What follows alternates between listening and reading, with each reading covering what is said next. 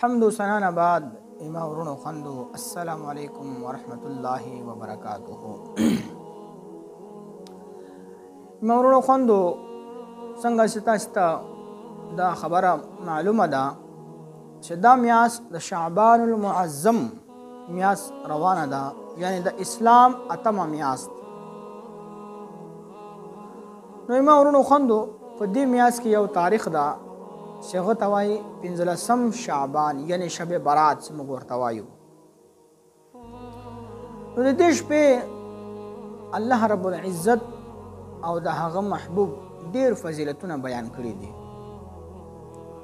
نو راځئ نن موږ دا واورو چې الله تبارک وتعالی د دې میاشتې کوم کوم فضیلتونه بیان کړي. د 15 شعبان یعنی د شب برات په شپه باندې چې کوم انسان په دې شپه کې عبادت کوي، ریاضت کوي، الله تبارک وتعالی هغه انسان ته ډیر لوی مقام او مرتبه ورکوي. د شپې مبارک کې د الله رسول حضرت محمد مصطفی صلی الله علیه وسلم فرمایلی دي چې کوم انسان په دې شپه کې 100 رکعاتونه نفلونه وکړي نو الله تبارک وتعالی با د بنو کلب د وضو د وختانو په برابر دغه انسان ګناهونه معاف کړي. سبحان الله. مورونو خوند څومره لوی خبر ده چې کوم انسان په دې شپه باندې 100 نفلونه وکړي نو د بنو کلب، دا بنو کلب سوا په عرب کې ډېر لوی قبیله وه. نو د دې قبیلې مالونه ډېر مشهور، ځکه چې دې قبیلې سره په زراو باندې وزې وې سره میږي و سره، یعنی په دې وجه باندې چې رسول پاک صلی الله علیه وسلم د هغه قبیلې مثال ورکړی ده چې الله تبارک وتعالی چې د قیامت په ورځ به د بنو کلب د وضو په برابر چې دي د هغو وختانو په برابر نو الله تبارک وتعالی د انسانانو ګناهونه معاف کوي. خو ها په دې شپه کې هم الله تبارک وتعالی چې دي داسې انسانان چې دي په دې شپه کې هم الله تعالی نه هرګز نه معاف کوي. په هغو کې یو کوم ده، په هغو کې یو جادوګر ده چې کوم انسان راجګ سي په بل مسلمان ورور باندې جادو کوي، دیغه په مال دولت باندې جادو کوي، په هغه باندې طرح طرح ناجوړیان په هغه باندې واچي، نو دا انسان چې دا په دیش په الله تبارک وتعالی هیڅ کله نه معاف کوي. نو په دوه کې یو بل کوم سړی دا چې کوم انسان خپل مور او فلار نافرمانی کوي هغه انسان هم الله تبارک وتعالی په دیش په باندې نه بخي. نو ما ورونو خوندو راځي نن داسې مو خپل ځانو ته وګوري، خپل غریبانو ته وګورو چې آیا موږ د خپل مور او پلار احترام کوو که نه کوو؟ آیا موږ د خپل مور او پلار کوم آداب چې دي د هغو کوم حقوقونه دي هغه موږ پوره کوو که نه پوره کوو؟ چېرې داسې خو نه ده چې موږ هم په هغه انسانانو په لاین کې شمار یو چې کوم الله تبارک وتعالی چې دا په دې ښې شپه په ورځ به هم د هغو بخشش هرګز نه کوي. نو په دغو کې یو بل انسان چې کوم الله تبارک وتعالی چې دا په دې شپه به د هغه بخشش نه کوي هغه چې دا هغه شرابي انسان ده.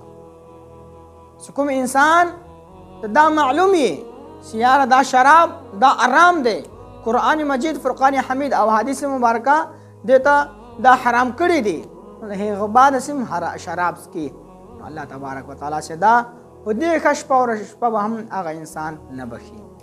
او بل پنځم هغه کس چې کوم انسان په ګناهو باندې اصرار کوي، څه مطلب چې یاره ګناه مو وکړي او د هغه بعد بیا په هغه باندې فخر هم کوي، په افتخار په کوي، وایي چې دا ګناه ما کړې ده، دا ګناه ما کړې ده، دا هغه انسان چې دا الله تبارک وتعالی هرګز نه بخي. ما ورونو خوندو ما ځوانانو ورونو راځئ چې نن موږ د خپل رب په بارګاه کې سجدې وکړو. د رسول پاک صلی الله علیه وسلم امت ځوانانو راځئ چې موږ د خپل رب په بارګاه کې سجده وکړو او د خپلو ګناهونو معافي وغواړو، ځکه چې موږ ټوله زندګي په ګناهونو کې تېره کړه، که شپه یې که ورځ یې چې هر ټیم یې، که موږ لاسونه یې، که موږ سترګې یې، که موږ غوږونه یې، که موږ خوله یې، همیشه دا په ګناهو کې روان دي. نو راځئ چې موږ خپل رب ته سجده وکړو او موږ رب چې دا د موږ دا ګناهونه معاف کړي. نو ما ځوانانو ورونو نن دا ما پیغام تاسو ته دا سپیشل چې په دې ښه شپه کې د رب په بارګاه کې سجده وکړئ او د خپلې سابقه په زندګي کې چې تاسو کومې ګناهونه کړي دي د الله تبارک وتعالی څخه د هغو مغفرت وغواړئ، ځکه چې دا دنیا خو فاني ده. الله تعالی قرآن مجید کې فرمایي چې دا دنیا فانی ده، یو نه یو ورځ به دا دنیا خامخا ختمیږي. نو راځئ چې موږ خپله زندګي د الله او د رسول په مطابق باندې تېره کړو. چېرې موږ خپله زندګي داسې تېره کړو نو الله تبارک وتعالی چې دا په دې دنیا کې به موږ خوشحاله یي او په آخرت کې به موږ خوشحاله. دا شپه چې دا د شفاعت شپه ده. په دې شپه کې رسول پاک صلی الله علیه وسلم الله تبارک وتعالی د شفاعت په مکمل اختیار ورکړي. هغه څنګه چې د 14 شعبان په شپه باندې رسول پاک صلی الله علیه وسلم د شپې عبادت کاوه او د خپل د امت د شفاعت لپاره دعا وکړله. نو الله تبارک وتعالی چې یو حصہ سره د امت بخشش ورکړه. دغسې د 14 شعبان په شپه باندې بیا رسول پاک صلی الله علیه وسلم عبادت کاوه د شپې او د امت شفاعت یې وغوښتلو. نو الله تبارک وتعالی چې دا د 2 حصې امت چې و دغه شفاعت یې ورکړه. نو په 15 شپه باندې چې دی رسول پاک صلی الله علیه وسلم بیا عبادت کاوه. نو الله تبارک وتعالی څخه د امت د شفاعت سوال یې وکړ. الله تبارک وتعالی چې دا د ټول امت شفاعت یې ورکړ. سبحان الله. ما ورونو خوندو نو دا شپه ډېره ښایسته شپه ده. نو راځئ نن څه ده 10 شعبان المعظم ده. نو 4-5 ورځې بعد چې دا شپه را روانه ده شب برات. نو خپل ځانونه ورته تیار کړئ او په دې شپه کې د الله چې څومره عبادت کولی شي ویې کوئ. ځکه چې موږ ټوله زندګي په ګناهونو کې تېره کړو.